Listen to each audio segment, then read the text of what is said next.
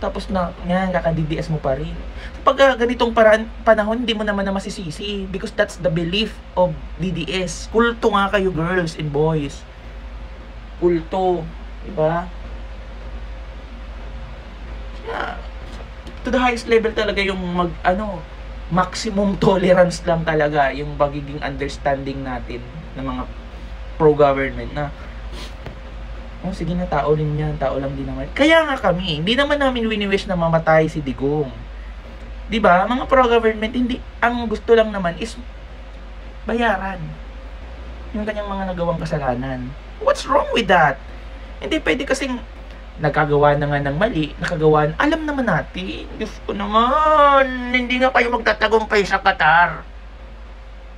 Kahit tumambling-tambling kayo, yes, show your support by maybe posting a message, happy birthday, happy 80th birthday, Tatay Digong, mga gano'n. Di ba?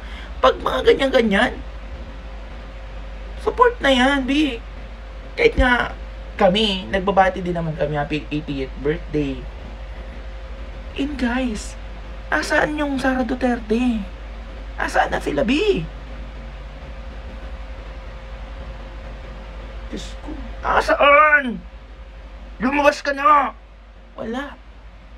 You are no priority. American praise you.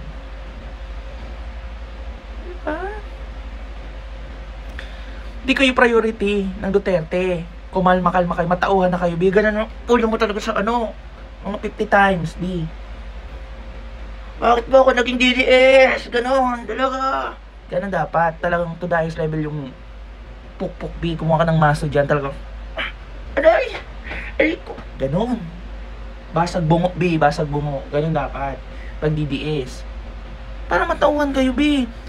No one will help you from Duterte's camp. Kulto kaya habang buhay.